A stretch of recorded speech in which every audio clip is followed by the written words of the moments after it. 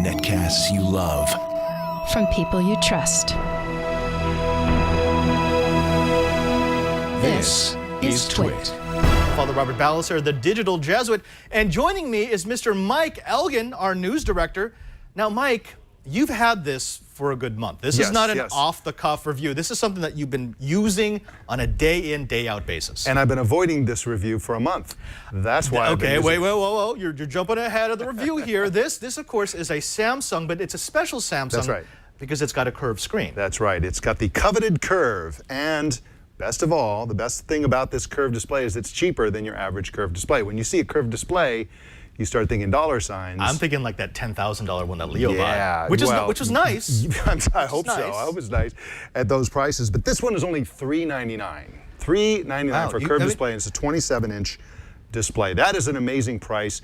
It's more expensive than a flat display that you can get of the same size, but it's cheaper than any other display that's curved at this size. Now, I don't get it. What's the big draw to curved? Is it actually better, or is it just because it's curved, it's different than anything else? In my opinion, it's not that much better for ordinary use. However, there is a use you can conceive of that makes the curve super awesome, and that is you buy 3 of them and you put them side by side, and that curve becomes really, really sweet. Also, if you know you're going to be gaming at just the right distance, in just the right environment, it can be fine for gaming. That curve actually has a minor benefit.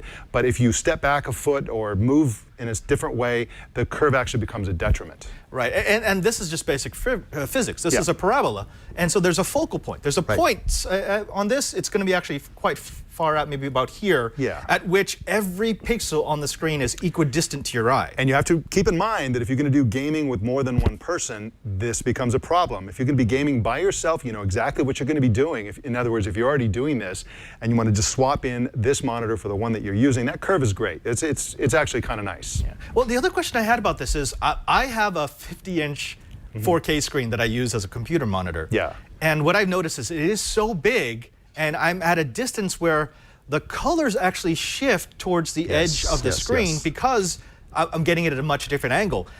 That's what curve is supposed to solve for, yes? Yes. And this has a vertical alignment technology which is similar to IPS, and it gives you 178 degrees before the colors start to whack out. On you. Okay. And that's not bad. That's better than I would have expected. Well, Brian, go to the forward-facing camera, the wide shot. Let's see.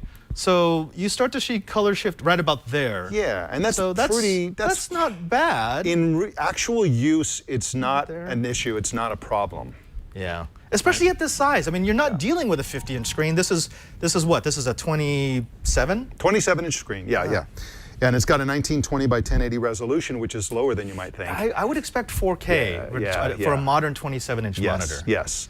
And so, but again, this is the budget. This is the bottom of the line in terms of price for a curved display. So you can't expect, in fact, it's generally speaking, it's a no-frills monitor. Well, I mean, it's strange to combine no frills with a curved monitor. Yes. You'd think you'd want all the frills before you add in the curve. Like, for example, the inputs look a little scarce here on the back. There's not a whole lot. Exactly. It's got an HDMI, display port, and a VGA. That's it. No USB, and it's got audio ports, of course, 3.5mm audio ports. So you're going to want, and by the way, this is getting a little bit into the evaluative part, but you're going to want to use headphones because it's got 5-watt speakers in this thing, which don't sound good. In fact, you were doing your previous show, and I accidentally blasted it.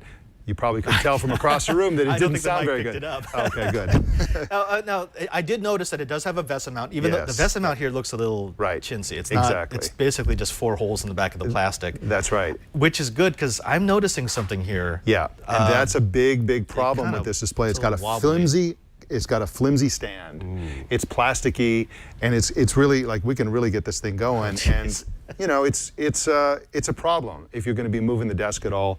It sort of, you lose confidence in it because it's not really solid. So that is a problem with this. In fact, everybody that I've seen talking about this monitor, that's one of the first things they say that strikes them is that the stand is really flimsy. Right, and I always put my monitors in a stand because of the setup I use. I have a multi-monitor setup. I would suspect that if you're going to get this, because you're using it with 2 or 3 monitors, you'd also want to have it in a stand rather than just lying on your desk. Exactly. Now there's another interesting feature about this that I think is really cool. It has a joystick on the back to control, so it's right here. So you reach around there and use a joystick, and for the first like minute or so, you think, well, this is a little weird. But then you realize this is a superior interface for controls. If you have multiple buttons, you're always afraid you're going to push the wrong button. That's right. And then you're like, where am I? You're lost in the settings and so on. With this joystick control, once you get used to it, it's really great for doing all the settings.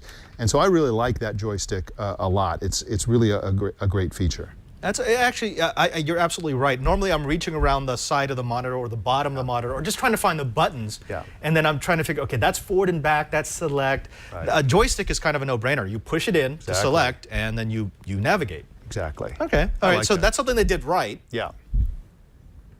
And they did other things right as well. The screen is actually very bright. It pumps out a lot of light, which for some people is very, very good. And again, this is optimized for gaming, and there's no ghosting at all. You can't make this monitor ghost. So it's like... What's the refresh? 60. Oh, it's 60, okay. Yeah. And so it's really good in that sense. And again, the sort of uber benefit of this is that it's cheap. It's $399, and you could probably get a better price than that as well. Yeah. So. And I mean, $399 is actually good for any 27-inch monitor, regardless of the curve. Yes. So yeah, it's definitely in budget territory. Yeah.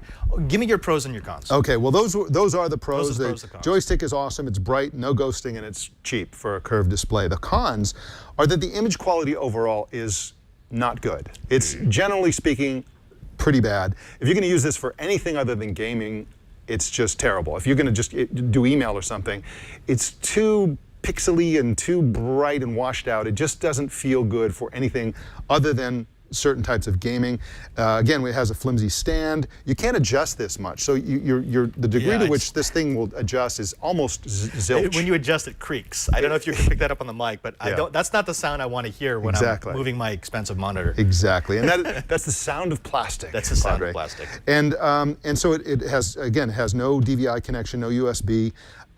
There's no fine tuning for gamma. There's no fine tuning for color temperature. So you're pretty much stuck with the options in the menu. You can't really go in there and really tune it. Oh, wow. And the sound is terrible. You don't even want to use these speakers at all for anything. It's just horrible. That's a big list of cons. It's a big list of cons. It absolutely is. Now the only use that I can recommend this for is gaming, for people on a budget, and especially if you're going to put the 3-monitor or the multi-monitor configuration. That can be really cool. I mean, that's expensive. You're going to start buying monitors by the gross. You want it to be a low price. And so, for $1,200, you could have a really sweet setup. If you try to do multiple curved display monitors with another brand, it's going to set you way back. Yeah, but I mean, it's still, the $399, it's at that price point where just a tiny bit more, $50, $60, get you a really nice 27-inch monitor. Maybe not with the curve, but it'll have more inputs, it'll look better, it'll mount better, it'll feel better. I got to ask, buy, try, or don't buy? Do not buy. That's a don't buy. Do not buy. And again, I totally agree with what you're saying. Yeah. The curve isn't worth it. Get a better quality display that's flat and wait until the curved displays are better quality at this price. There you have it from Mike Elgin, our news director here at TWiT. You can find him every day, every morning, weekday at 10 o'clock a.m. if you want to find out what's going on in the tech world. You're not going to find me on the weekends here. Not on the weekends. No. Oh, well, we're working on that. Not in the morning anyway. Yeah. And his advice is don't buy the Samsung, the LS27D.